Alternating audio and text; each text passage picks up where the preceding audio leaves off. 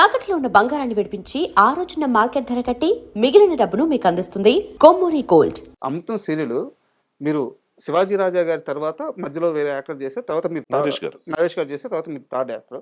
Sir Naresh గారు చేసింది చాలా తక్కువ ఎపిసోడ్లు. వారిని పక్కన పెడితే శివాజీ రాజా గారు చాలా లౌడ్ యాక్టర్. ఎక్స్ప్రెషన్స్ కానీ డైలాగ్స్ కానీ ఒక ట్రైనింగ్ తీసుకొని ఈ పర్టికులర్గా యాక్షన్ ఇలా ఉండాలి మెజర్మెంట్స్తో చేసే యాక్టర్. లౌడ్ ఎక్స్ప్రెషన్స్ ఉంటాయి అన్నమాట. చిన్న జర్క్ ఇవ్వడం కానీ అట్ట చూడడం కానీ అట్ట అలాంటి ఒక ఎక్స్ప్రెషన్. మీది చాలా కంపోజ్డ్గా ఎక్కడ నేర్చుకుంది కాకుండా మీకు స్వతహాగా వచ్చి చాలా కంపోజ్డ్గా.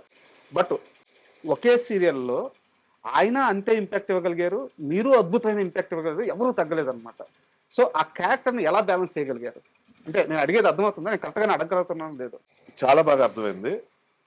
నేను అంత బాగా చేయడానికి కారణం ఒకవేళ మీరు అన్నదే నేను చెప్పాలనుకుంటే దానికి ఇంత ఆలోచించకపోవడం, ఇంత అర్థం చేసుకోకపోవడమే. ఎప్పుడైతే మీకు అనాలిసిస్ స్టార్ట్ అవుతుంది ఇందాక నేను చెప్పినట్టు రజనీకాంత్ సిగరెట్ లాగా అయిపోతుంది సార్. ఎక్కువ ఫోకస్ పెట్టి జాగ్రత్తగా చేయాలి, బాగా చేయాలి, బాగా చేయం. జీవితంలో ఇది ఒకటే ఎపిసోడ్ కాదు కదా, ఇది ఒకటే రోల్ కాదు కదా, ఇది ఒకటే సినిమా కాదు కదా, చేసుకుంటూ పోదాం. అవేం పెట్టుకోలేదు అస్సలు ఉండదండి నాకు, ఎప్పుడు ఉండదు. ఇప్పుడు కాదు, ఎప్పుడు ఉండదు. అలా ఉండడం వల్ల హ్యాపీగా ఉంటారు. ఫస్ట్ ఆఫ్ ఆల్ హ్యాపీనెస్ గురించి మాట్లాడుతున్నా. శివాజీ రాజా గారు ఎలా చేశారు, ఆయన కన్నా నేను బాగా ఎలా చేస్తాను సార్, ఆయన కన్నా బాగా నేను ఆయనలా చెయ్యాలని చూస్తే అప్పుడు ఆయన కన్నా బాగా చేయాలని చూడాలి. కరెక్ట్. నాకేమొచ్చి అదే చేస్తున్నా, అందుకే పెట్టుకున్నారు నన్ను. అసలు నేను అప్పటిదాకా కామెడీయే చేయలేదు. అన్నీ ఒక భగ్న ప్రేమికుడు, యాంగ్రీ యంగ్ మ్యాన్, కస్తూరి, రుతురాగాలు, ఈ సీరియల్స్ అంతా డ్రగ్ ఎడిక్ట్ ఇలాంటివి ఉండేవి. బాగా హెవీ ఇంటెన్స్, బాగా హెవీ డైలాగ్ చెప్పడం అన్నీ ఉండేవి.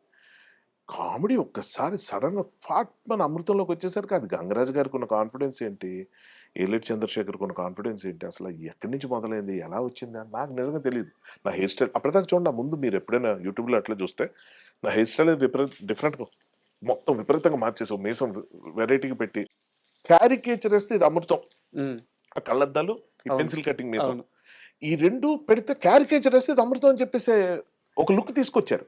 అంటే బహుశా మీరు అన్నట్టే గంగరాజు గారు as a creator, as a విజనర్ గా శివాజీ రాజా గారికి, నరేష్ గారికి ఉన్న అడ్వాంటేజ్లు ఇడికి లేవు. అంటే ఏంటి, వాళ్ళు ఎస్టర్ ఇయర్స్ లో హీరోస్ గా చేసి బాగా, నరేష్ గారు ఎలాంటి సినిమాలు చేశారు sir. Shivaji Raja of course all time comedian గా ఆయన బాగా సక్సెస్ఫుల్ గా, ఆయన టైమింగ్ టెరిఫిక్.